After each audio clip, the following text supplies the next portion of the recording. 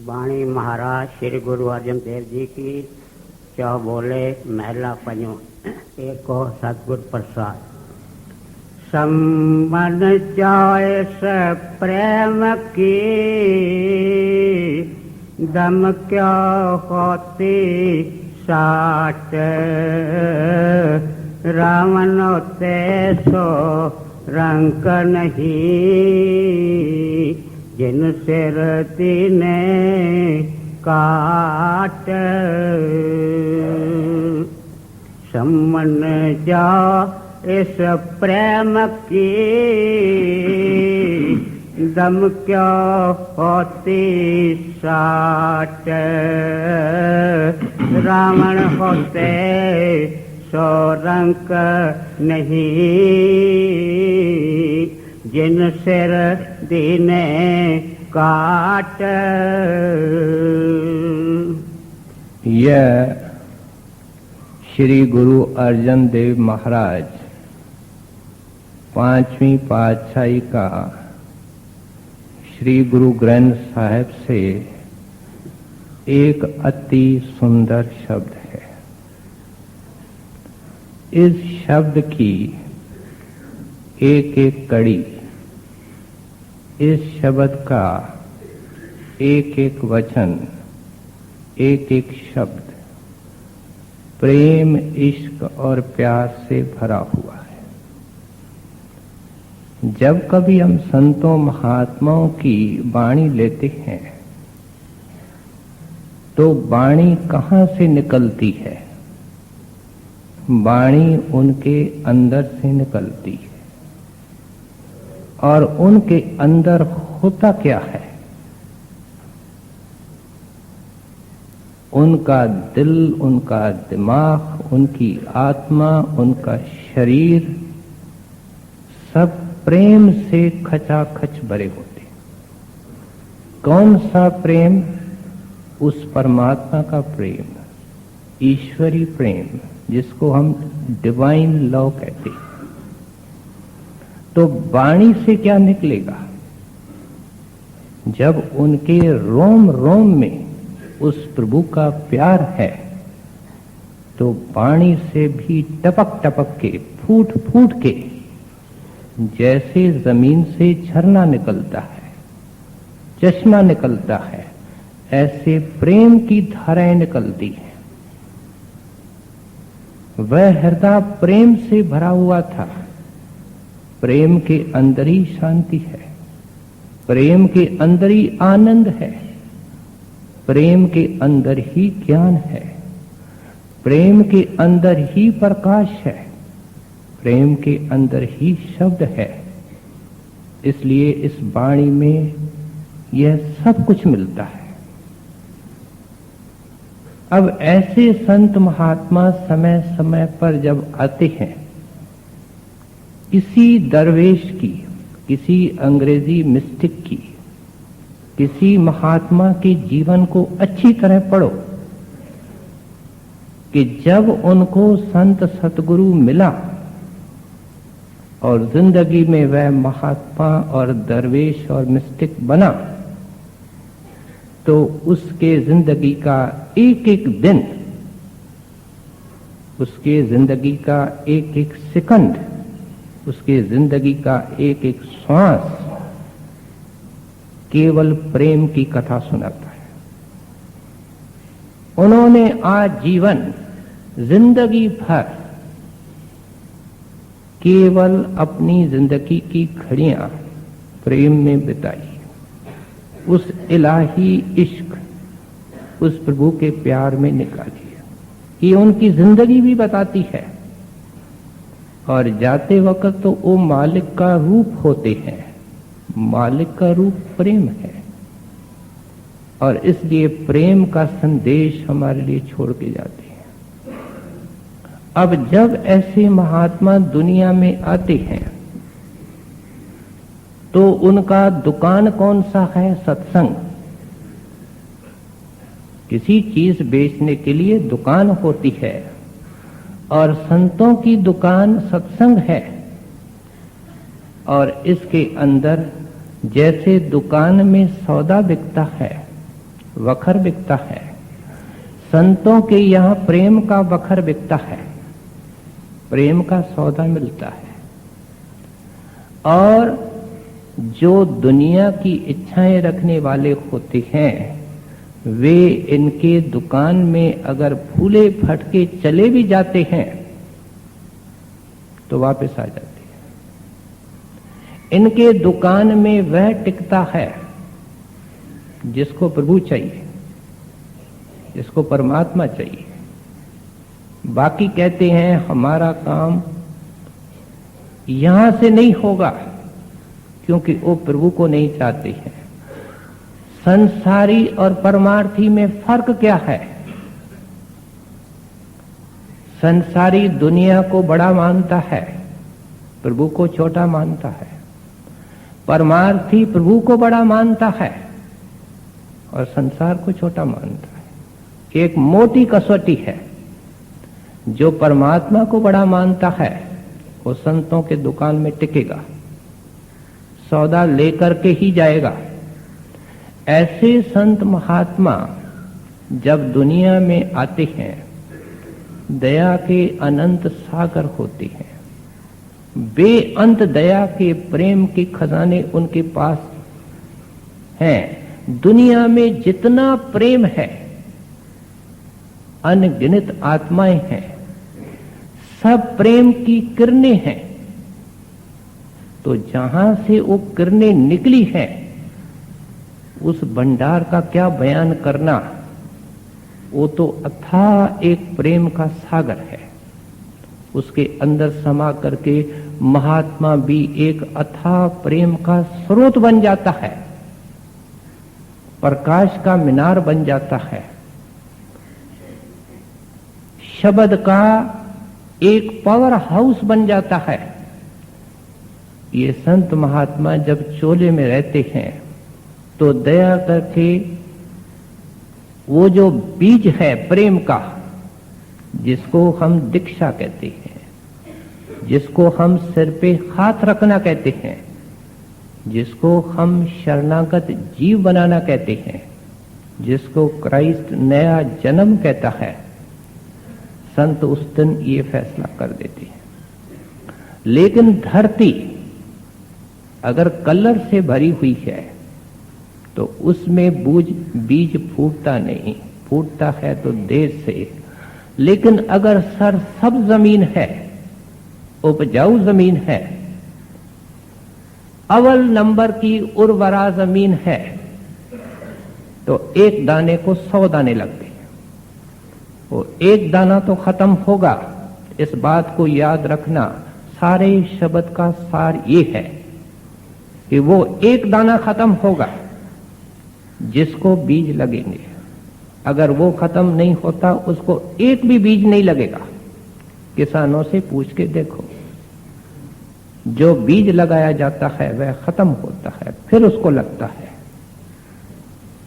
तो ऐसे प्यारे गिने चुने संगत के अंदर होते हैं। जब जब संत आए बीज लगाते गए, लेकिन एक दाने को 100 दाने लग जाए, अंदर चला जाए, भक्ति करके गुरु का रूप हो जाए, गुरु मालिक का रूप है, मालिक का रूप हो जाए और दुनिया में जीवों को चिताने का काम करे। ऐसा प्यारा जब आता है जैसे एक निगेटिव से कई फोटो बन जाते हैं, ऐसे एक गुरमुख से कई गुरमुख बन जाते हैं। जिंदगी के अंदर ये अवस्था गिने चुने लोगों को मिलती है। बाकी जितने को नाम देते हैं सब पोटेंशियल गुरमुख हैं, गुरमुख होने वाले हैं, संत होने वाले। आज के शब्द में जिक्र हो रहा है उनका जो जिंदगी के अंदर गुरमुख हो जाते हैं।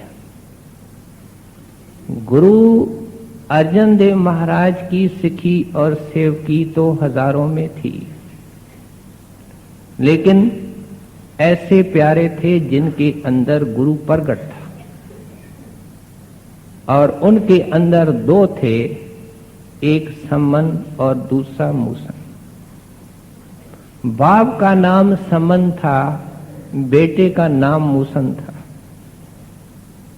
लाहौर में रहते थे, मेहनत मजदूरी करते थे और न अमीर थे न गरीब थे, आराम से जिंदगी निकालते थे, भजन सिमरन खूब करते थे और गुरु साहब के दर्शन के लिए अमृतसर आया करते थे। किस गुरु के? जिस महात्मा की हम वाणी सुन रहे हैं। अब एक दिन गुरु साहब का प्रोग्राम अनाउंस हुआ कि गुरु साहब का दौरा लाहौर के तरफ बन रहा है। लाहौर में इतने दिन गुरु साहब सत्संग फरमाएंगे। उस वक्त का रिवाज था और सत्संग घर नहीं होंगे तो जितने दिन गुरु आता है कई जगहों से संगत आती है और संगत के रहने और खाने और लंगर वगैरह का प्रबंध होता है। तो गुरु के प्यारे लाहौर के रहने वाले खड़े हो गए कि महाराज इतने दिन आप वहां दर्शन देंगे, सत्संग करेंगे, संगत के लिए लंगर का बंदोबस्त होगा, हमको इस सेवा का मौका दिया जाए। एक खड़ा हो गया, दूसरा खड़ा हो गया, तीसरा खड़ा हो गया। तो गुरु साहब ने कहा कोई बात नहीं, सबको मौका देंगे। भाई इनका नाम लिस्ट के अंदर लिख दो कि एक एक दिन सबको देंगे सेवा का, साथ संगत के लंगर की सेवा। तो इन बाप और बेटे के मन में ख्याल आया कि हम भी साथ संगत की सेवा करें। पैसा पास नहीं है, कुछ खर्चे कम कर देंगे, कुछ मेहनत मजदूरी ज्यादा कर देंगे और गुरु साहब के आने में अभी महीना 2 महीना है, पैसा इकट्ठा हो जाएगा। नाम लिखा दिया, आकर के खूब मेहनत मजदूरी करने लगे, थोड़े बहुत पैसे जमा होने लगे और खर्चे भी कम कर दिए।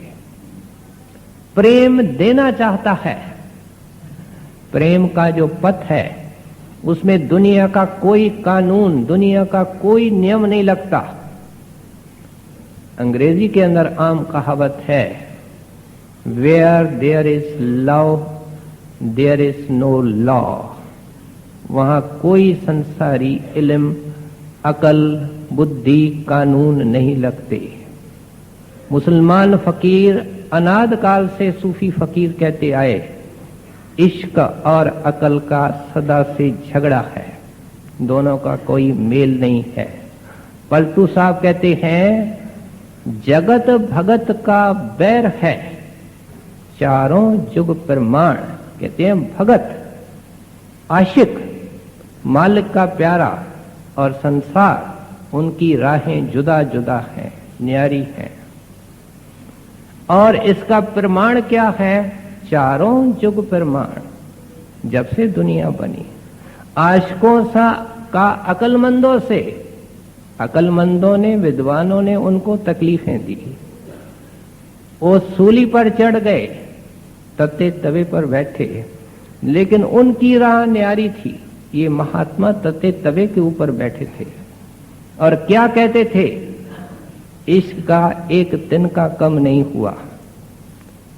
कहते रहे, तेरा फाना मीठा लागे, मैं तेरा बंदा हूं, ऐ साहब जैसे तू रखेगा मेरे को मीठा लगता है। पहले संत खुद आदर्श को स्थापित करते हैं, उसको सुदृढ़ करते हैं, उसको करके दिखाते हैं ताकि संगत करे, उनके मार्गदर्शन के लिए एक मिसाल बने। अब प्रेमियों की परीक्षा होती है, परीक्षा के बगैर कोई पास नहीं होता और जो परीक्षा लेता है वही पास करता है। संसार में भी ये है और परमार्थ में भी यही है। क्या शिष्य की कोई ताकत नहीं है कि अगर गुरु इम्तिहान लेवे तो उसके अंदर शिष्य पास हो जाए। वो लेता ही प्रेमी की परीक्षा है। बड़ी संकट की घड़ियां आ जाती हैं, लेकिन पास भी खुद कर देता है। आप आगे देखेंगे, खुद गुरु साहब अपने सेवकों को पास करते हैं, परीक्षा से निकालते हैं। बीमार हो गए और दोनों ही बीमार हो गए और दवाई पे खर्चे होने लगे, आमदनी बंद हो गई। ऐसी मौज हुई कि गुरु साहब के आने के दिन सिर पर आ रहे हैं और घर में पैसे खत्म। मन में खटक एक है कि सेवा कैसे होगी। वायदा कर बैठे हैं, लिस्ट में नाम लिखा दिया है। गुरु साहब आ गए, ये तंदुरुस्त हो गए। गुरु साहब का जहां प्रोग्राम था वहां सत्संग में जाने लगे।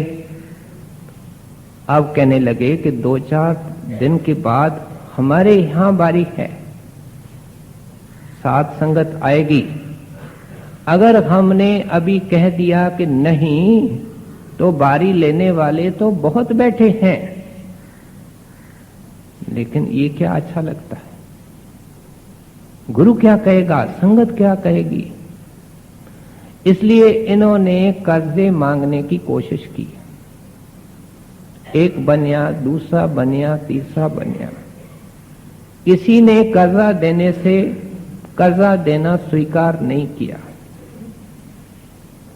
आखिर इस नतीजे पर पहुंचे कि इस जरूरत को पूरा करने के लिए किसी पंसारी की, किसी बनिए के दुकान की चोरी करनी चाहिए।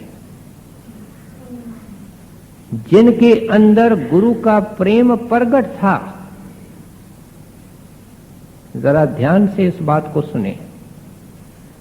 और जब पैसे इकट्ठे हो जाएंगे, उस सेठ के पास जाएंगे, ब्याज भी देंगे, हाथ भी जोड़ेंगे कि चोरी हमने की थी और साथ संगत की जरूरत को पूरे करने के लिए की थी। ये आपके पैसे हम क्षमा भी चाहते हैं। और इनके पास में एक अच्छा दुकान था बनिए का। अब लांगरी भी आ गए। लांगरियों का काम है कि जहां सुबह को लंगर हो, शाम को बर्तन पहुंचाने और सामग्री की मांग करते हैं। सम्मन ने कहा, भाई ऐसा करो, तड़के आना, प्रभात के समय सब सामग्री मिलेगी। रात को दोनों बाप बेटे गुरु के प्यारे, गुरु के प्यार को निभाने के लिए चोर बनते हैं। इंसान की अकल कायम नहीं रहती। मैंने अभी कहा कि जहां इश्क है वहां कोई कानून नहीं है, कि कानून से परे की बात है। कोई दुनिया का नियम यहां लागू नहीं है। सेंग लगाते हैं, सुराख बनाते हैं, इतना जिसमें आदमी अंदर चला जाए। बेटा अंदर गया, बाप बाहर खड़ा रहा। दुकान से जितना सामान चाहिए था, अनाज, दाल वगैरह सब कुछ निकाल लिया। बाप से पूछा, ठीक है? कहता है, हाँ ठीक है। तो मूसन जो बेटे का नाम था वो भी बाहर आ गया। जब सामान की पड़ताल करी तो देखते हैं कि नमक और मसाले भूल गए। पहले तो सोचा जाने दो, कहने लगे है तो रुपया पास नहीं और इनके बगैर कैसे भोजन बनेगा। मजबूरन मूसन वापस अंदर गया, सामान निकाला, नमक भी निकाला, मिर्च भी निकाला, और ऐसी मौज हुई कि आखिरी घड़ियों में कोई चीज ताक के ऊपर रखी थी, वो गिर पड़ी, जोर से खड़ाक हुआ, आवाज हुई, और उसका मकान भी साथ में था सेठ का। वो जाग पड़ा, दुकान में आया, देखता है कि एक चोर है और उस सेंग और सुराख से निकल रहा है। उसका कुछ शरीर का हिस्सा मेरे दुकान में है, उसने पांव से पकड़ लिया। सेठ ताजा था, तकड़ा था, जोर से पकड़ लिया। उधर वह भी सिख था, उसके पिता बड़े जोर से उसके सिर को अपने तरफ खींच रहा था। सेठ भी अपनी पूरी ताकत लगा रहा था और मूसन बीच में ही इस तनातनी में अटका हुआ था, न अंदर जाए न बाहर जाए। बाहर कौन खड़ा है? सेंगी इतनी छोटी थी कि कुछ सेठ को नजर नहीं आवे। इतने में प्रभात होने लगी। अब लड़का बाप को क्या कहता है कि देख, अब लोग आने लगेंगे पिताजी और कहेंगे कि इतने बड़े महात्मा के सेवक हैं, चोरियां करते हैं, दुनिया क्या कहेगी। इसलिए अब मेरे को एक उपाय सूझता है कि आप अपनी तलवार से मेरा सिर काट दीजिए।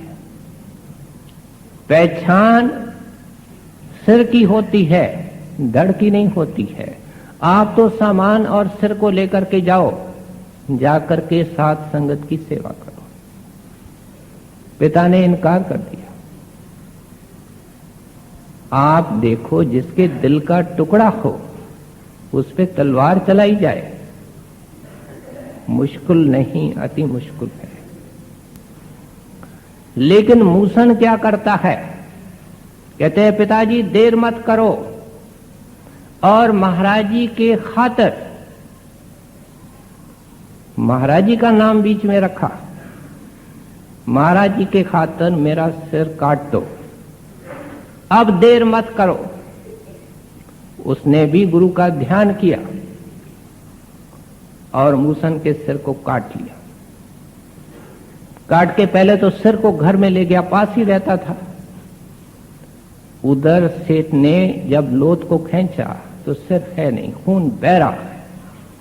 इतने में सामग्री भी ले गया, समन, और लांगरियों के हवाले कर दी। लंगर की तैयारी हो गई। समन के मन पर केवल एक बोझ था, उसके बेटे जाने की उसको फिक्र नहीं थी। लेकिन कहते थे कि जब इसका संस्कार होगा, क्रियाक्रम होगा, लोग कहेंगे ये क्या है। उन्होंने सिर को चारपाई पे रख करके चादर से ढक लिया था। लेकिन उधर सेठ ने सोचा कि अगर पुलिस आ गई, पहले तो वो मेरे को पकड़ेगी, ये तूने किया है, पुलिस का यही काम होता है। इसलिए इस धड़ को कोई ठिकाने लगाओ। उसने जल्दी से उस धड़ को उठाया और गली में छोड़ के आया। समन जब उन विचारों के अंदर डूबा हुआ मकान से निकला, देखता है बेटे के जो धड़ है वो पड़ा है, बहुत खुश हो गया। कहता है ठीक हो गया काम। धड़ को उठाया, सिर के साथ जोड़ा, चादर रख दी। कहता है चादर हटाऊंगा नहीं, ऐसे संस्कार करवा दूंगा। कहूंगा गुजर गया, बीमार हो गया, गुजर गया। प्रेम और इश्क की उड़ान कितनी ऊंची है, सोचते जाएं हम, कल्पना करते जाएं। संगत आ गई, लंगर की तैयारी।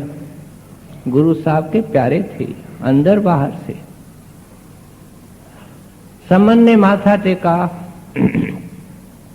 तो महाराज पूछते हैं, कौन महाराज?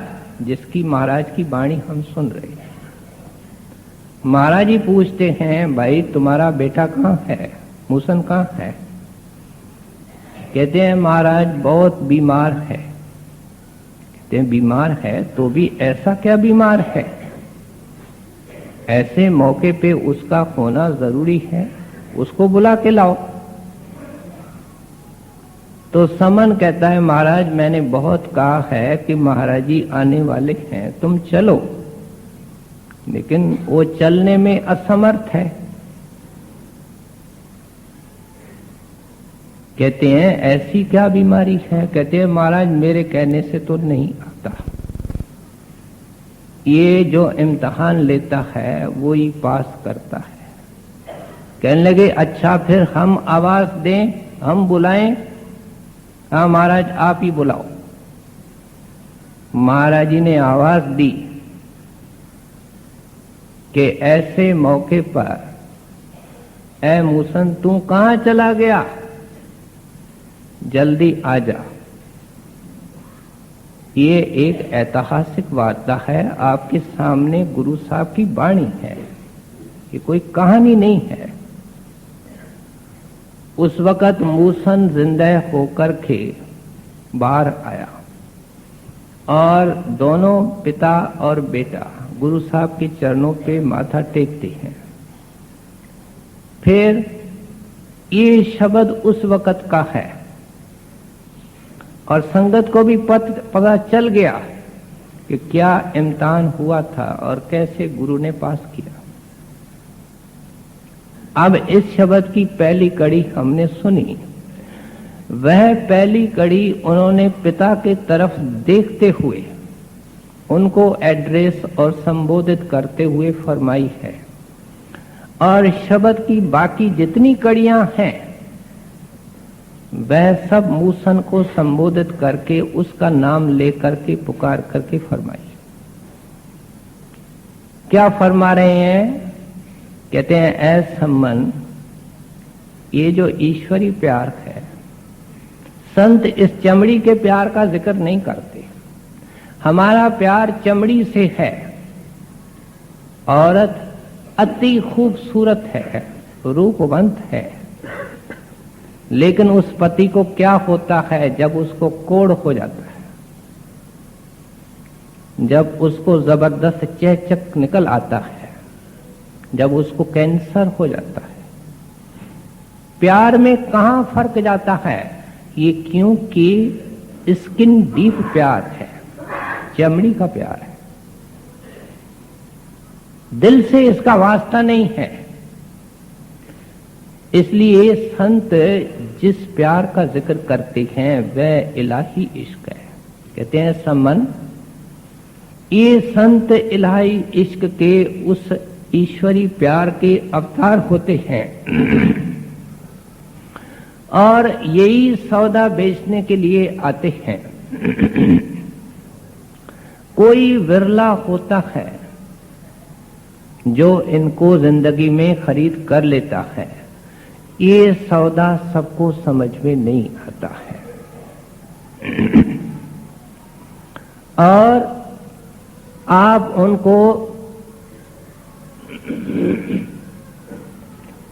उनको समझा रहे हैं कि ऐसा मन, ये तो सब कुछ अर्पण करने का मार्ग है, ये तो सब कुछ देने का मार्ग है। इश्क और प्यार में लेना है ही नहीं, इश्क और प्यार में देना है। जो वो मालिक जिसको ये देता है वो जो चाहे लौट के दे देवे, लेकिन सेवक केवल देना चाहता है। कहते हैं अपनी हस्ती देनी पड़ती है, अपना सब कुछ हवाले करना पड़ता है। पैसे के जोर पे तुम संतों का प्यार, परमात्मा का प्यार खरीद नहीं कर सकते हो। ऐसा मन, ये कोई दुकानों के अंदर मिलने वाली चीज नहीं, ये कोई खेतों के अंदर उगने वाली चीज नहीं है, ये कोई बाहुबल से तलवार के जोर पे खरीद करने वाली चीज नहीं है। और इसके पुष्टि में गुरु साहब इस दोहे में रावण की मिसाल दे रहे हैं। रावण होते न रंक सही। कहते हैं रावण के पास सोने की लंका थी, पैसे की उसके पास कोई कमी नहीं थी, और फिर विद्या के अंदर निपुण था, वेदों का जानकार नहीं सिर्फ टीकाकार था। और आज तक कहा जाता है कि रावण के मुकाबले का कोई टीकाकार विरला हुआ है। और फिर बाहुबल के बारे में आप जानते हो कि कितना वो बड़ा सूरमा था, लेकिन उनका गुरु कौन था? शिवजी महाराज। इतिहास कहता है कि अपने गुरु को खुश करने के लिए अपने हाथ, अपनी तलवार से रावण ने अपना सिर काट के शिवजी महाराज के आगे रखा था, उनको खुश करने के लिए, उनकी प्रसन्नता पाने के लिए। ये मिसाल गुरु साहब अपने पहले दोहे के अंदर, पहली कड़ी के अंदर समन को समझाते हुए कहते हैं कि ऐ समन, ये कोई संसारी पदार्थ दे करके उस परमात्मा को कोई खरीद नहीं कर सकता। हम तो परमात्मा को फूल अर्पण करके खरीद करना चाहते हैं, मंदिर में पैसे दे करके खरीद करना चाहते हैं। हम तो कहते हैं ऐ मालिक हमारा ये काम कर दो, हम ये आपके हवाले कर देंगे, लेकिन वो कहता है मेरे को तेरा प्यार चाहिए, जो प्यार तुमने संसार के अंदर फैला के रखा। मेरे को तुम्हारा दिल चाहिए, जिसके टुकड़े टुकड़े करके तुमने फेंक दिए हैं। अगर ये अपने दिल के टुकड़े ढूंढने लग जाए इंसान, सारी जिंदगी इसको लग जाएगी, पता नहीं इसने दिल के कितने टुकड़े करके कहां कहां फेंक दिए। दुनिया के कोने कोने में इसके दिल के टुकड़े पड़े हैं। कोई कहता है मैंने रशिया देखना है, मैं अमेरिका देखना है, उसके दिल का टुकड़ा वहां पड़ा है। तो इसलिए कहते हैं ये दिल देने का मजमून है, और दिल दे करके, प्यार दे करके, दिल के अंदर क्या होता है? प्यार। प्यार कौन सा? जो एक नुक्ते पर आ जाए। प्यार वह जो सब तरफ से हट जाए। प्रेमी से पूछो तुमको क्या चाहिए, वो कहता है प्रीतम। बड़े हजूर बाबा जी महाराज को लिखते हैं कि मेरे को सचखंड नहीं चाहिए, मेरे को आप चाहिए। ये प्रेमी की पुकार होती है, प्रेमी की मांग होती है। मेरे को कुछ नहीं चाहिए, मुक्ति नहीं चाहिए, मेरे को आप चाहिए। क्योंकि उनको पता है ये कौन है। मालिक मिल गया, सब कुछ मिल गया, दातार मिल गया, दातें मिल गई। इसलिए समन को समझाते हुए आप फरमा रहे हैं कि समन, ये जो प्रेम है, प्रेम की रीत सिखाने वाले ये संत होते हैं। क्योंकि वो परमात्मा जो उसका अथाह और लहराता हुआ सागर है, वो सचखंड में बैठा है, और उसका प्यार की झलक कहां मिलती है? जब वह संत, सतगुरु, मिस्टिक, वली, औलिया, अवतार, संत बनकर के दुनिया में आता है। अगर अंदर परमात्मा के मिलने की जिज्ञासा है, शौक है, तो जब ऐसा प्यारा संत के सामने जाता है, सच्चा संत जिसके अंदर पूरी तरह वो परमात्मा प्रकट है, मूर्तिमान है, जो परमात्मा इंसानी चोले में है, जब उसके पास जाता है उसके शरीर में करंट पैदा हो जाती है, बिजली में उंगली लग जाती है, अजीब शौक आता है, ऐसे किस्म की करंट उसके अंदर पैदा होती है। कहता है हाय, डॉक्टर जॉनसन की किताब पढ़ के देखो। एक अमेरिकन बड़ा अमीर डॉक्टर था, कितना बड़ा डॉक्टर था बयान नहीं हो सकता। महाराज के चरणों के अंदर मिन्नतें करता रहा कि मेरे को अपने पास रखो। महाराज ने इजाजत दे दी। महाराज जी के पास आया है और उन्होंने अपने सत्संगियों को चिट्ठियां लिखनी शुरू की है।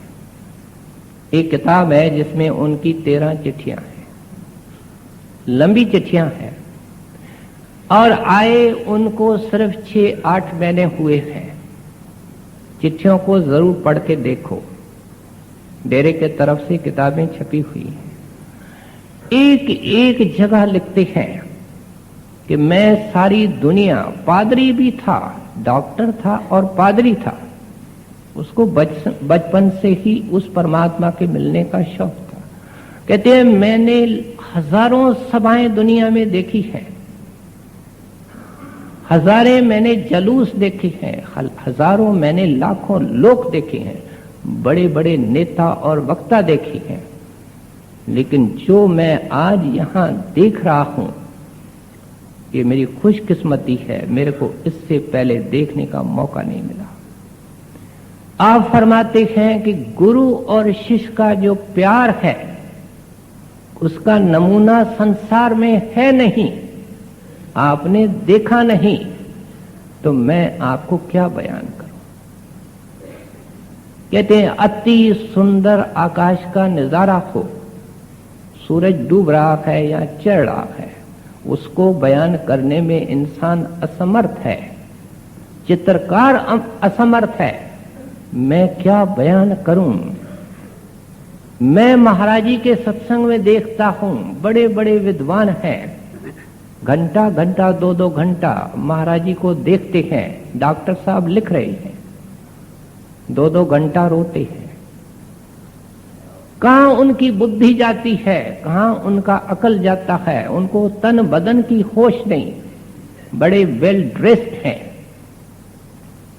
इंसान को कपड़ों से नहीं आंक सकते हो, इंसान को बाहर से नहीं आंक सकते हो, उसकी दिल की क्या हालत है। कहते हैं भाई मैं मजबूर हूं उस इश्क और प्रेम के रिश्ते को बयान करने में जो सेवक और गुरु के बीच में होता है। डॉक्टर साहब अनेकों बार लिखते हैं अपने चिट्ठी, वही गुरु साहब चीज दोहरा रहे हैं कि ऐसा मन, ये रिश्ता, ये प्रेम वर्णन से परे है और सब कुछ देख करके इसको खरीदा जाता है।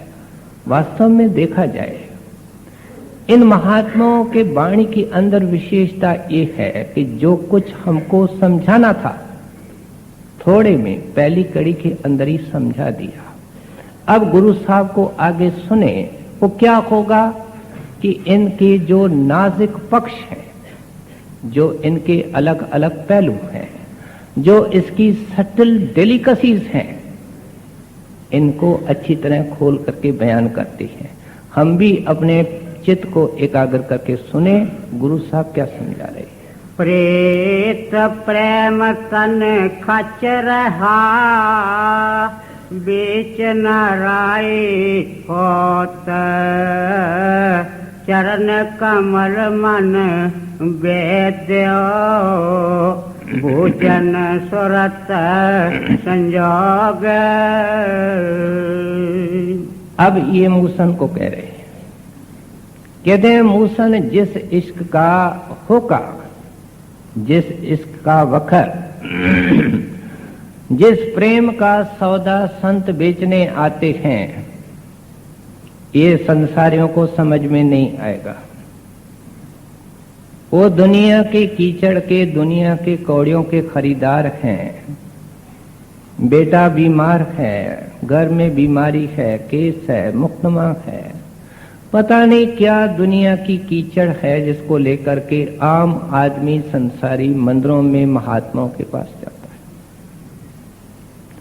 कहते हैं ये जो मैं बात करता हूं संसारी तो क्या, आम सत्संगी भी नहीं समझ सकता। आम सत्संगी की हालत क्या है, हम सब बैठे हैं अपनी पड़ताल करें। हम पानी के अंदर पत्थर हैं, संसार का आदमी धूप के अंदर पत्थर है। ये जरूर फर्क है कि हमको कुछ इन महात्माओं के वाणी का असर मिल रहा है, संतों ने बीज लगा दिया है, उसका अपना प्रभाव है। हम कुछ गलत काम करते हैं, अंदर वाला कहता है मत करो, संसारी निडर होकर के करता है। लेकिन गुरु साहब कहते हैं ये जिस लेवल पे मैं बात कर रहा हूं और जिस अंदर के इलाही इश्क की मैं झलक पेश करना चाहता हूं, इससे आम साधारण सत्संगी बेखबर होता है, इसको भी पता नहीं होता। कहते हैं बूझन सुरत संजोग, समझेगा कौन, बूझेगा कौन, जिसकी सूरत शब्द के साथ संजोग कर चुकी है। गुरु साहब का एक एक वचन विचारने के लायक। कहते हैं नाम मिलने से कोई सत्संगी नहीं होता, बीज लगाने से कोई आम नहीं निकलता, बीज लगाने से कोई अंगूर एकदम नहीं खाया जाता है। बहुत कुछ टाइम लगता है, मेहनत करनी पड़ती है, उसकी देखरेख करनी पड़ती है माली को, फिर कुछ होता है। सो इसलिए कहते हैं कि आम सत्संगी ये करता नहीं। जो गुरु ने असूल बताए हैं उनके ऊपर अडग रहे, उसके ऊपर ऐसा रहे जैसे आंधी में पहाड़ होता है। गरीबी को झेल ले, मुफलसी को झेल ले, हक हलाल का टुकड़ा खावे। कभी अपने आंख में कोई ऐसी गंदी शक्ल न रखे, अपने मन में गंदा विचार न रखे। आप देखो हम सफेद कपड़े पहनते हैं, यहां जितने भी हम आए हैं हम साफ सुथरे कपड़े पहन के आए हैं।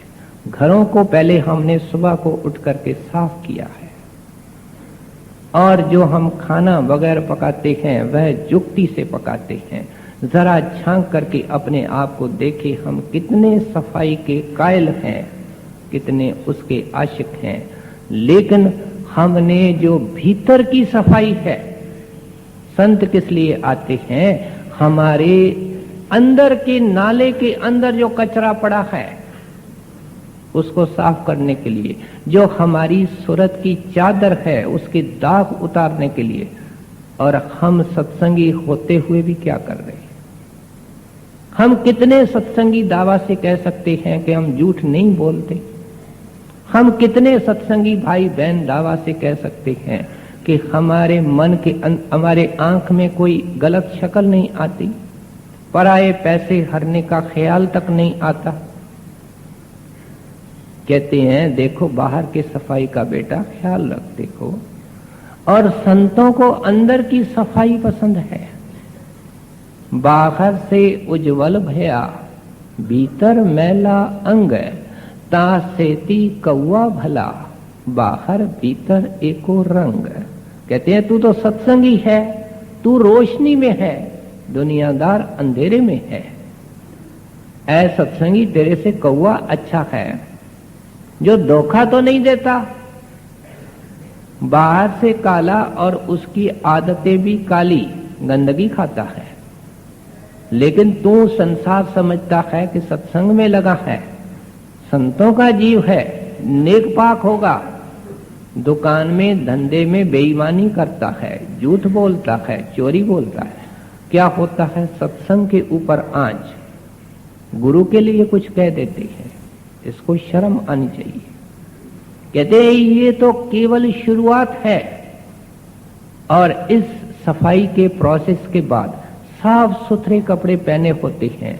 मैंने देखे हैं कि लोग बाहर के सफाई के इतने ख्याल रखते हैं कि किसी कुर्सी पर बैठने से पहले साफ होती है तो भी रुमाल निकालते हैं, वो बिछाते हैं कि मामूली कोई पैंट में साड़ी के अंदर कोई दाग न हो जाए।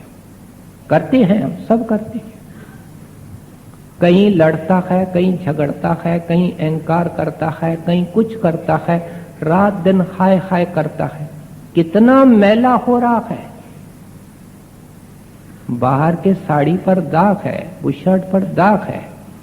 कहते हैं दुनिया क्या कहेगी, अंदर के ऊपर दाग है, गुरु क्या कहेगा? हिसाब मांगने वाला अंदर बैठा है। कहता है तू राजकुमार बनने वाला कर क्या रहा है? कहते हैं अपने इखलाक को ऊंचा बनाए, ये रहनी और करनी भी करे। करनी क्या है? सूरत शब्द संजोग। कहते हैं वो आत्मा जो शरीर के रोम रोम के अंदर फैली है, और फिर शरीर के अंदर बैठ करके हम संसार में फैले हुए हैं, उसको संसार से भी हटाना है, उसको शरीर से भी हटाना है। इस नुक्ते पर इकट्ठा करना है, क्योंकि यहां जड़ और चेतन की गांठ है। इसके नीचे कौड़ियां हैं, इसके ऊपर हीरे हैं, इसके ऊपर लाल हैं। बीखा साहब क्या लिखती है?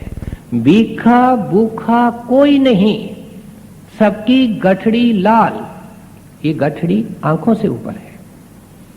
कहते हैं आंखों से ऊपर जो गठड़ी है उसमें सबके अंदर हीरे मोती लाल हैं। लेकिन ये परेशान क्यों है? सत्संगी भी दुखी क्यों है? ग्राह खोल नहीं जानते। कहते हैं गांठ खोलने नहीं आती, जड़ और चेतन की यहां गांठ है। ऐसे आपस में इंटरट्वाइंड हैं। एक गांठ है डोरे की, उसको रोज कसते जाओ, रोज कसते जाओ, रोज कसते जाओ, रोज कसते जाओ। 10 साल कस के देखो, आपको कैंची से काटनी पड़ेगी, आप खोल नहीं सकेंगे। ये तो जन्मों जन्मों की गांठ है जो कसी गई है, हम खुद कस रहे हैं। ये कैसे खुल सकती है? बगैर गुरु के दया मेहर के तो खुलने का सवाल नहीं। लेकिन चेतन सत्ता को हटा करके यहां आना पड़ेगा। यहां इसको रोशनी मिल जाती है और रोशनी के अंदर ही गांठ को ये खोल लेता है। फिर जब खोल लेता है तो शरीर की समाधि लग जाती है। जड़ रह गया, जड़ की गांठ ही खुल गई, शरीर की समाधि। और इसके लिए गुरु सिमरन का तरीका देता है। यहां कहते हैं देखना है, प्रीतम को देखना है तो पहले यहां देखो, सतगुरु को देखना है तो पहले यहां देखो। अपनी निरत को यहां जमा करके रखो। जब मैं दीवार के ऊपर एक काली बिंदी निकाल लेता हूं और किसी सत्संगी को कहो कि आधा घंटा लगातार उसमें देखे तो उसका सिर चकराने लगेगा,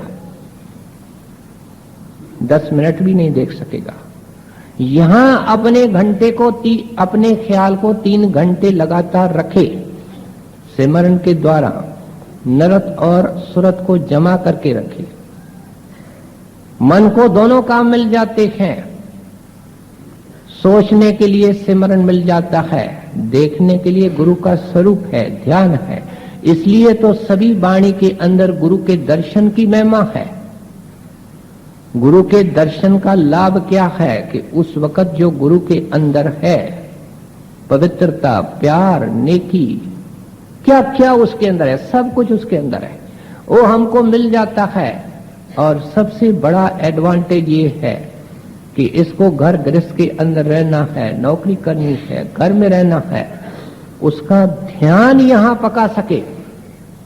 जो स्वरूप का दर्शन ये प्यार से करके आता है। ध्यान करने के कारण देखने को कुछ मिल गया, मन को सोचने के लिए सिमरन मिल गया, तो मन को बाहर जाने के ऊपर रुकावट पड़ती है। ये है सारी साइंस, जिसको हम साइंस ऑफ सोल कहते हैं। और 2000 साल पहले क्राइस्ट ने ये समझाई। क्या कहते हैं? Love thy lord thy god with all thy heart, with all thy mind, with all thy soul. कहते हैं परमात्मा से प्यार करो। कैसा प्यार करो? पूरे दिल से करो, पूरे मन से करो, पूरी आत्मा और सुरत से करो। पूरी सुरत से करने का मतलब क्या है कि सुरत को यहां इकट्ठा करो। ये सुरत से प्यार करने का अर्थ है।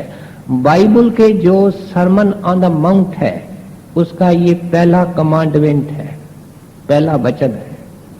आगे का सिलसिला ही शुरू नहीं होगा।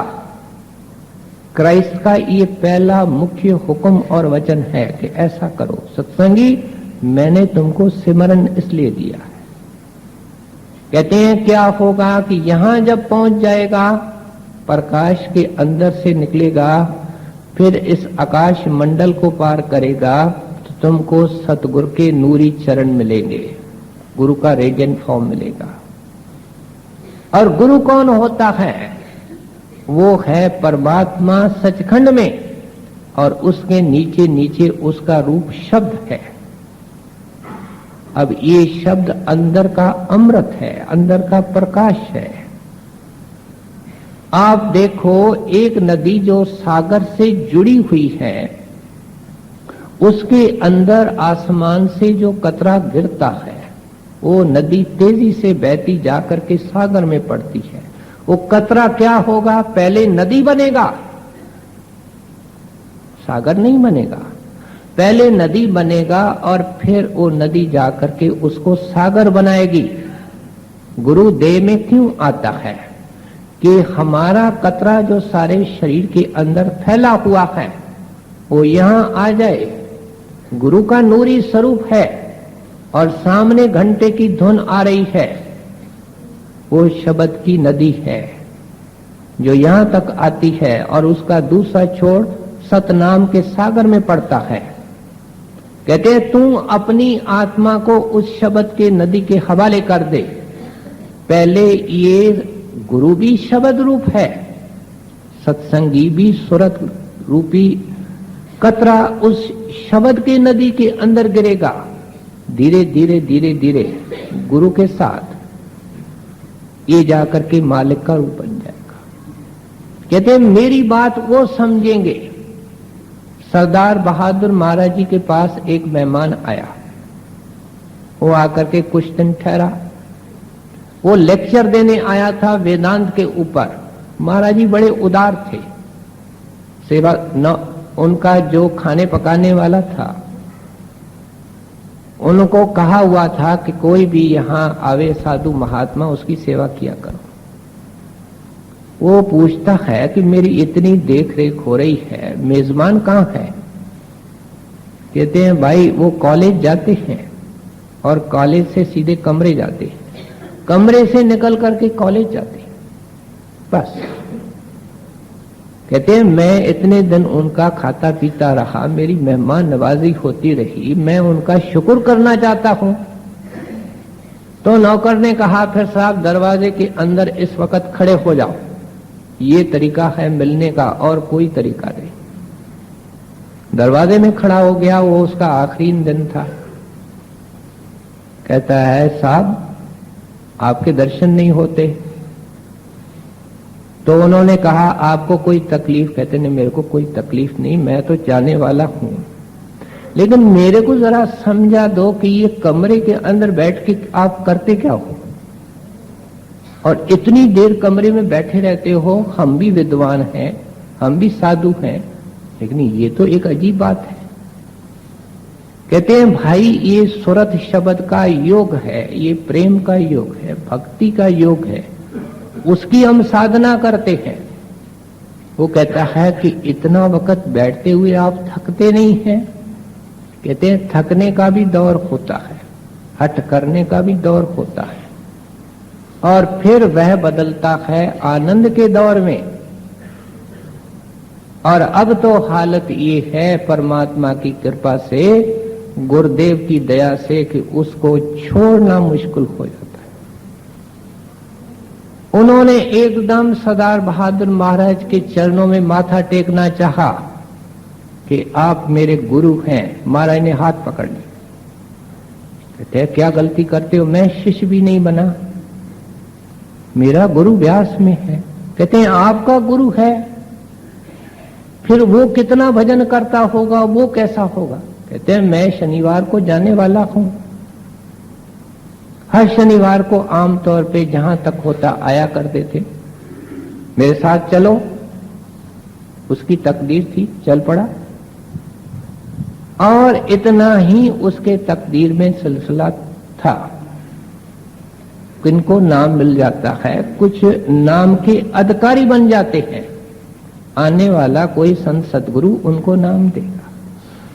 वो कहता था, उसके बाद जहां कहीं गया वो वेदांत के ऊपर लेक्चर देता था, लेकिन साथ में कहता था कि सूरज शब्द का योग भी है और राधा स्वामी मत में वो प्रचलित है, ये बड़ी ऊंची साइंस है।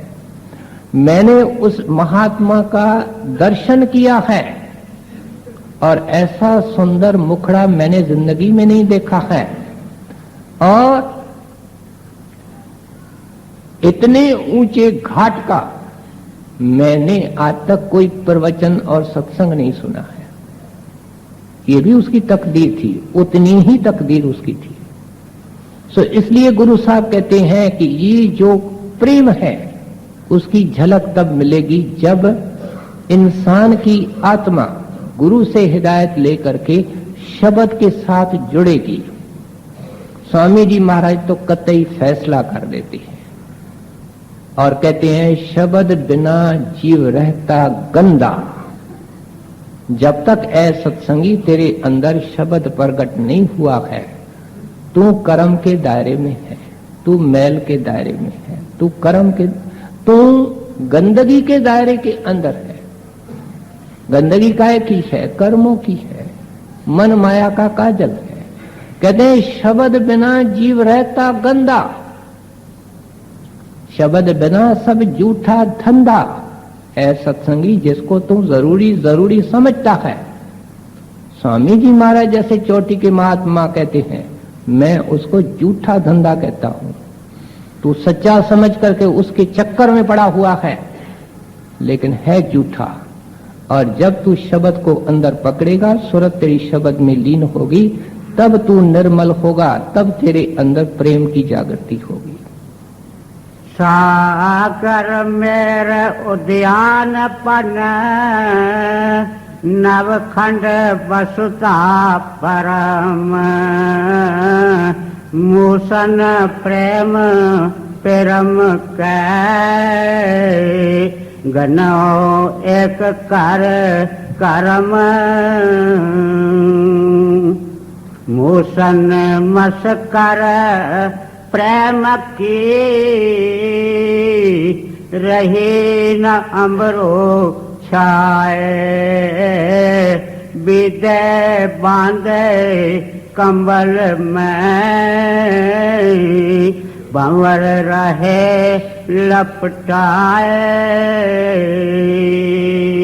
अब सत्संगी कहता है, संतों का जीव कहता है नाम मिला था और गुरु ने कहा अंदर ये देश हैं, अंदर बड़े बड़े देश हैं।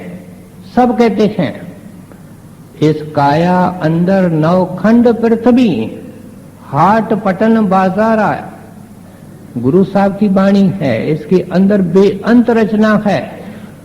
मौलाना रूम साहब कहते हैं मैंने जब ऊपर से देखा तो ये दुनिया उस रचना के मुकाबले में ऐसी नजर आई जैसे समुद्र के अंदर एक तिनका तैरता हुआ नजर आता है।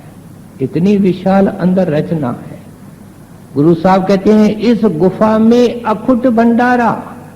ये गुफा है शिव नेत्र, उसका ये मुंह है। कहते हैं जब गुफा के अंदर चले गए, शब्द को सुना, शब्द का सारा लेकर के ऊपर गए, लाखों करोड़ों गुलशन हैं, लाखों करोड़ों पहाड़ हैं, बड़े बड़े उद्यान हैं, बेगिनत समुद्र हैं, बेअंत हंस हैं, सुंदर सुंदर आत्माएं हैं। हर एक मंडल के सजावट के लिए सामान है।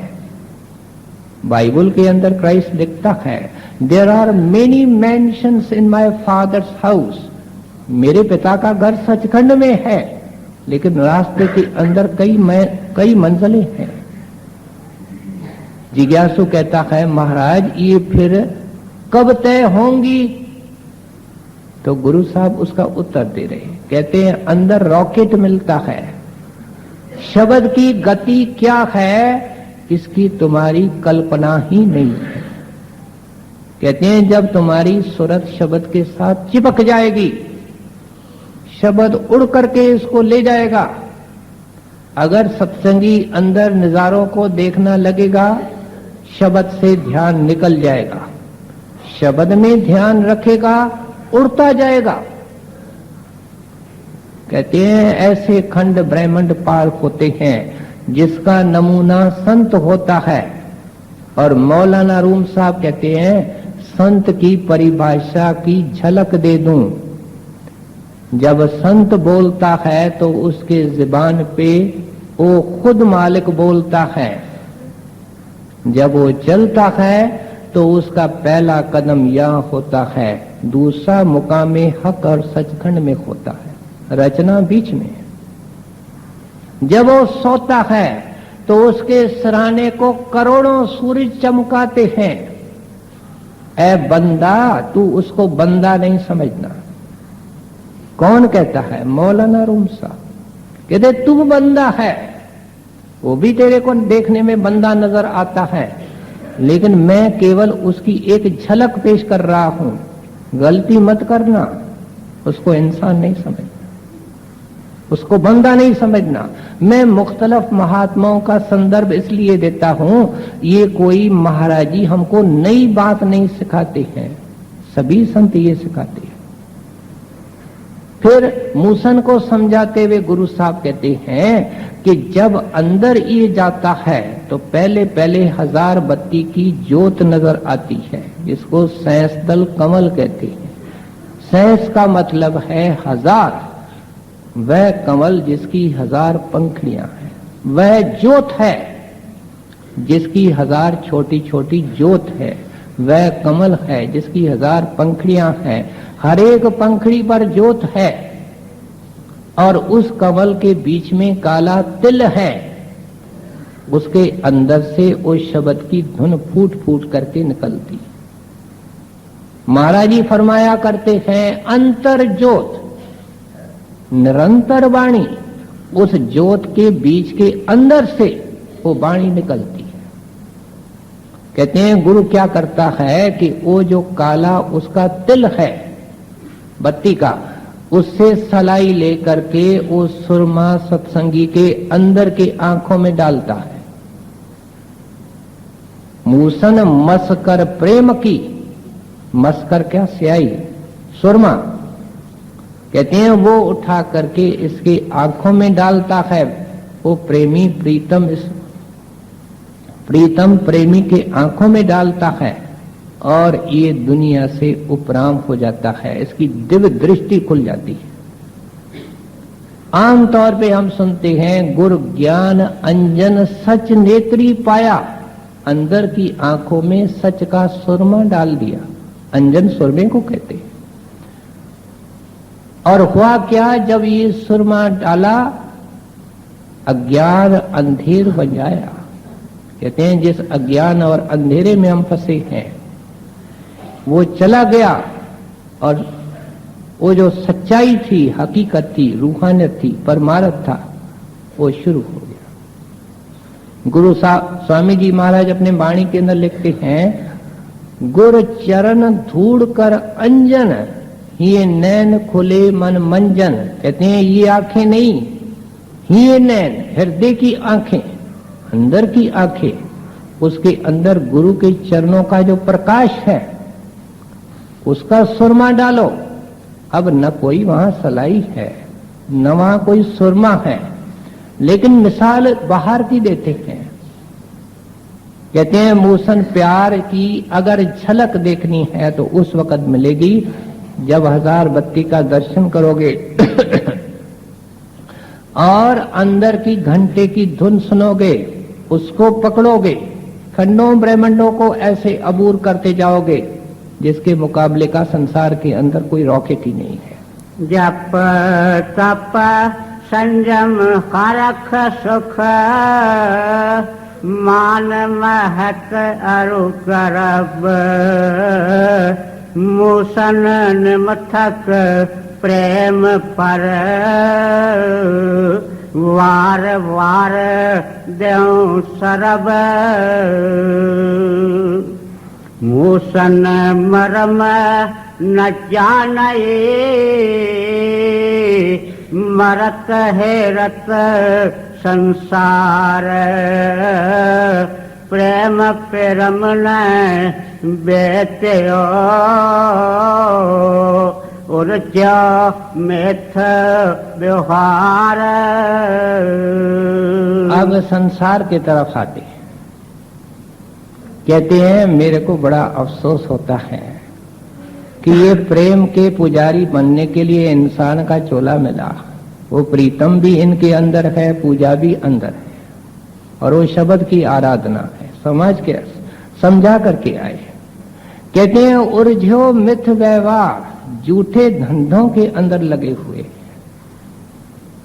सांसों रूपी हीरे दे करके संसार की कौड़ियां खरीद कर रहे हैं, जो अंत वेले कौड़ियों का अंबार यहां ही छोड़ के जाते हैं, खाली हाथ जाते। देखो अनाड़ी, संत महात्माओं को क्या कहते रहे, अनाड़ी। अंत वेले कबीर साहब कहते हैं, अंत समय ऐसे चलता है, हाथ झाड़ ज्यों चले जुआरी। कहते हैं जुआरी ने जो कुछ बचा था उसका दांव लगाया, हार गया। अब उसके आगे अंधेरा, घर में रोटी नहीं है, कहता है कि सुसाइड कर लूं, क्या करूं। कहते ये हालत इसकी अंत वेले होती है। ये दांव के ऊपर दांव संसार में लगा रहा है, परमार्थ में लगाता तो शायद खट जाता, कुछ लाभवंत सौदा कर लेता। अंत वेले इसकी हालत ये होती है कि सांसों की पूंजी खत्म। कहते हैं लिखारी ने तेरे को बुलाया है, ये कहता है गुरु साहब फरमा रहे, ये कहता है मैंने जो जप किया था, मैंने जो तप किया था, मैंने जो पुण्य किया, मैंने जो दान किया, मैंने जो तीर्थ किए, मैंने इतना इतना जो कुछ किया, कहते हैं चल ऊपर चल, वो लिखारी तेरे को लेखा दिखाएगा, उसके अनुसार तेरे सामने हिसाब किताब होगा, फैसला होगा, और फिर कुछ कहना है तो वहां कहना। और जब उस दरबार में जाता है, कहते हैं भाई तुमने इतना पुण्य दान किया है, जब तब किया है, उसमें होमे तेरी बढ़ गई है। ये याद रखो बात कि ये बीमारी को बढ़ाने वाले साधन हैं। वो ऊपर वाला लिखारी क्या कहता है, कहते हैं मैं इतना जपी, मैं इतना तपी, मैं इतना दानी, मैं इतना पुनी, क्या फायदा हुआ? तुम्हारे अंदर तो अहंकार के पहाड़ बढ़ गए, कुछ नहीं होगा, सीधी सजा मिलेगी। तुम्हारे शुभ तो इतने उंगलियों के ऊपर गिरने वाले हैं, अशुभों का भंडार है, पहले सजा भोग ले। कहते हैं ये दंग रह जाता है कि ये हुआ क्या, लेकिन ये दंग रहने की बात ही नहीं है। गुरु साहब हमको आगाह कर रहे हैं, चिता रहे, समझा रहे हैं कि वहां उस दरगाह के अंदर जब तब नहीं चलेगा। हमारे सामने इतिहास के मिसाल हैं। रामचंद्र जी महाराज जब वनवास में गए तो बड़े बड़े जप तप पूजा पाठ करने वाले पता नहीं कितने तपेश्वर और जोगेश्वर थे। सबको एक किनारे रख करके एक भक्तनी के घर में, जो घर में नहीं थी, शिवरी, उसके घर में झोंपड़ी में चले गए, जाकर के जमीन में बैठे। जब उन्होंने तपेश्वरों ने, जोगेश्वरों ने बड़े बड़े आसन अपने लगाए थे भगवान के लिए, और भगवान ने किसी के यहां जाने से, सबके यहां जाने से इनकार किया, किसी के यहां नहीं गई। इस बात को कायम करने के लिए कि उस साहिब को दिल चाहिए, और ये जितना जप तप है ये मन को इन्फ्लेट करते हैं। ये तो हस्ती को मिटाने का सवाल है, और ये क्या है, बन के रहने का साधन है। कहां बन के रहने का साधन, कहां अपने आप को खत्म करने का साधन, तो उनका कोई मेल नहीं है। पुराने जमाने के अंदर दरबारी जी डेरे में थे जो शब्द पढ़ाया करते हैं महाराज जी के आने से पहले, अब चोला छोड़ के। वे सत्संग में एक बड़ी सुंदर मिसाल दिया करते थे। कहते हैं एक जोगी था, तपेश्वर था, वो एक बड़ी पत्थर की शिला पर बैठ करके तपस्या करता था, और बड़ी उसने घोर तपस्या की, और हमेशा कहता था ऐ परमात्मा, ऐ खुदा, न्याय करना, मैं कितनी तपस्या कर रहा हूं, उसका न्याय करना। दूसरा बेचारा कमजोर साधु था, उसके भक्ति के अंदर लगा हुआ, वो कहता है भगवान दया करना, दया करना। जब दोनों ऊपर गए, कहते हैं भाई तू क्या कहता है, न्याय चाहिए तेरे को? कहते हैं हाँ महाराज, मैंने बहुत कुछ किया है, उसके एवज में न्याय होना चाहिए। कहते हैं भाई न्याय तो ये कहता है कि जो 10 मन का भारी पत्थर जिसके ऊपर तू 50 साल बैठा है, वो 50 साल तेरे ऊपर रखा जाए। न्याय तो ये कहता है। तू न्याय मांगता है। और जिसने कहा था कि मेरे को दया चाहिए, आपकी दया चाहिए, कहते हैं सब दरवाजे खुले हैं, जहां चाहिए वहां चले जा। ये है भक्ति, ये है हठ कर्म।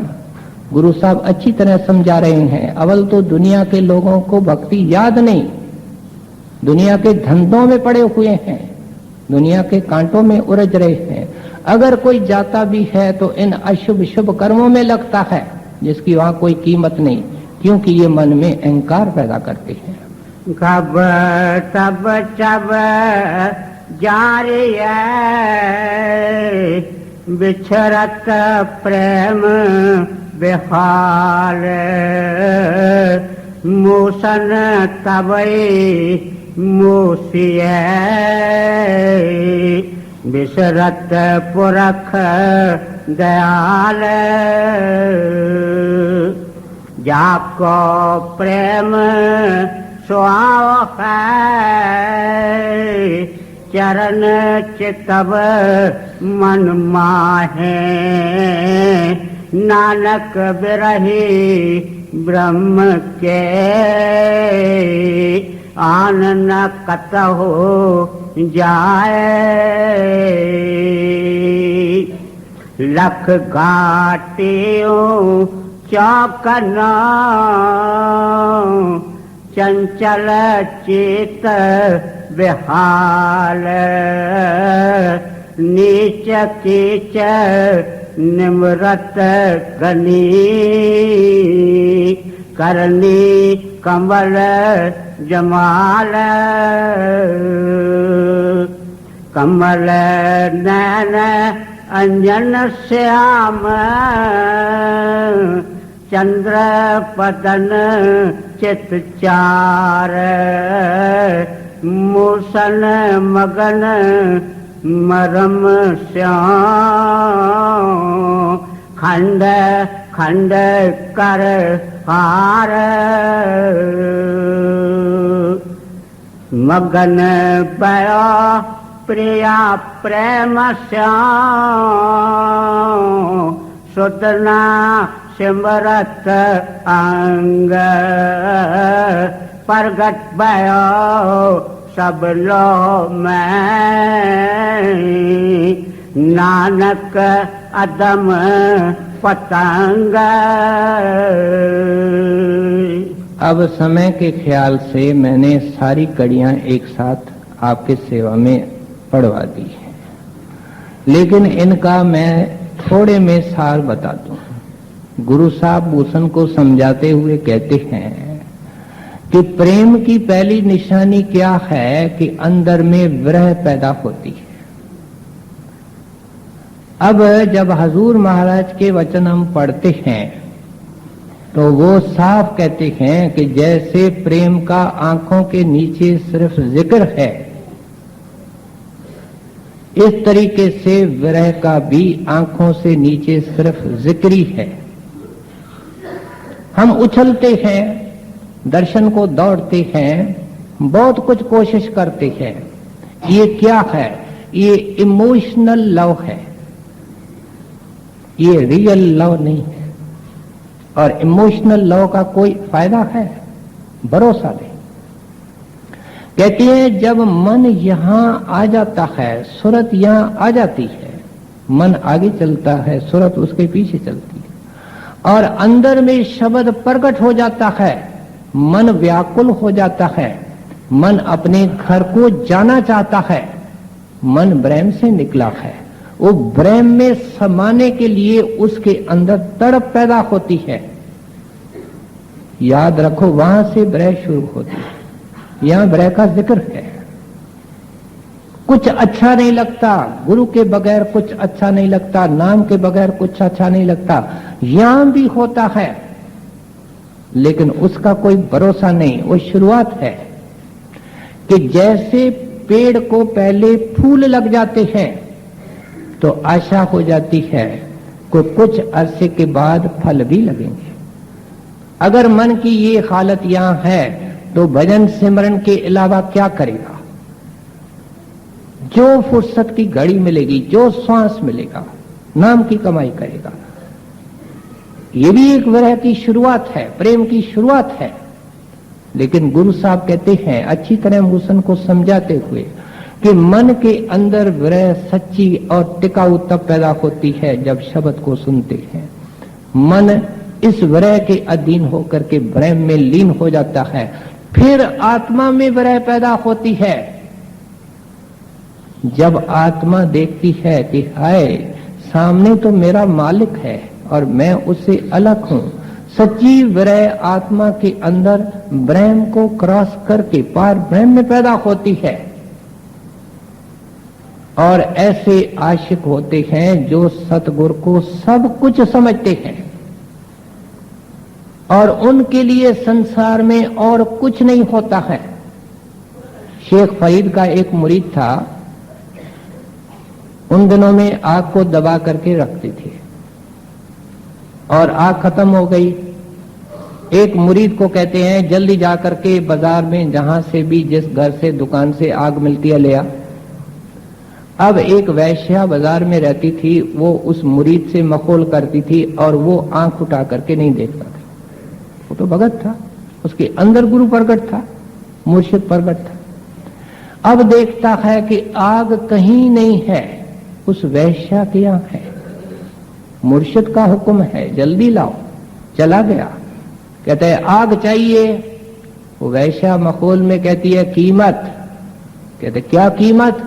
कहते हैं आग के एवज में आंख। कहते हैं लो। उन्होंने अपनी उंगलियां डाली, जोर से पकड़ करके आंख निकाली, फेंक दी वैश्या के आगे और जेब से रुमाल निकाला, बांध लिया। कहता है लाओ आग दो। वो वैश्या तो कांप गई, आग तो दे दी। कहते हैं ये इसने कर क्या दिया? मैंने मखौल किया, इसने आंख निकाल दी। जब शेख फरीद के पास वापस गया, शेख फरीद कहता है ये पट्टी क्यों बांधी है? कहते हैं महाराज आंख थोड़ी लाल हो रही है, इसलिए जैसे आंख थोड़ी लाल होती है, खराब होती है, ऐसे आंख हो गई है। कहते हैं आंख अगर लाल हो गई है तो पट्टी बांधने की क्या जरूरत है? उतार दे पट्टी। आंख वहां की वहां मौजूद थी। ये आप और हम नहीं कर सकते। ये मूसन कर सकता है जिसने सिर कटाया था, ये समन कर सकता है। ये हिस्से में आएगा सरदार बहादुर महाराज के, ये बाबा जी महाराज और हजूर महाराज के हिस्से में आएगा, किसी गुरमुख के हिस्से में आएगा। जैसा ये गुरमुख सेवक था, वो पता था मुर्शिद कौन होता है और उसका हुक्म क्या होता है। उसका हुक्म अकाल पुरख का हुक्म है, जिम्मेवारी सब उसकी। उसको सोचने की फुर्सत नहीं होती है हुक्म सही है कि नहीं है, हुक्म का नतीजा क्या निकलेगा, सोचने की फुर्सत नहीं है। कहते हैं ये विरह की निशानी है। और अंत में मिसाल दे रहे हैं पतंग की, और कह क्या रहे हैं अधम पतंग। कहते हैं एक छोटा सा कीड़ा है, लेकिन दुनिया के सारे कवियों ने पतंग की मिसाल दी है। इन संत कवियों ने, कोई ऐसा दुनिया के अंदर संत नहीं है, संत वाणी नहीं है जिसके अंदर पतंग का जिक्र नहीं आ रहा है। गुरु साहब ने अपने वाणी के अंदर कर दिया। कहते हैं अधम है, एक छोटा कीड़ा है, लेकिन उसका विधान तो देखो, ज्योत के सामने जाता है और एक सूत का फासला, जिसको जुदाई कहते हैं, यर्निंग किसको कहते हैं, यर्निंगी जाकर के मिलाप करा देती है, विरह जाकर के मिलाप करा देती है। कहते हैं उसको कोई विद्वान कहे ऐ पतंग तू प्यार तो करता है ज्योत से, ठीक है, लेकिन 1 इंच 2 इंच जरा हट करके उसका दर्शन कर। वो कहेगा विद्वान जा, तू अपनी विद्या अपने पास रख, मेरे समझ में तेरी बात नहीं आती। वो तो राख होना जानता है, उसके और ज्योत के अंदर कोई भेद नहीं होना चाहिए, उसमें समाना चाहता है। गुरु साहब मिसाल देते हैं, जैसे ये ऊपर जाता है इसका प्रेम और विरह बढ़ता जाता है, और जब तक ये अपने भंडार के अंदर सुरत लीन नहीं होती है, और फिर जाकर के ये प्रेम का इतिहास शुरू होता है। और प्रेम का इतिहास क्या है कि न आना है न जाना है। कितने सुंदर तरीके से गुरु अर्जन देव महाराज ने, ये एक सत्संग था जो गुरु साहब ने वहां जो लंगर के लिए संगत बैठी थी उनको सुना दिया। ये उस मौके का शब्द है, अति सुंदर है, सोचने विचारने और इसको जितना हो सके यथाशक्ति अमल करने के लायक है। मगन पया प्रिया प्रेम सुदना सिमरत अंग प्रगट पयो सब लो में नानक अदम पतंग।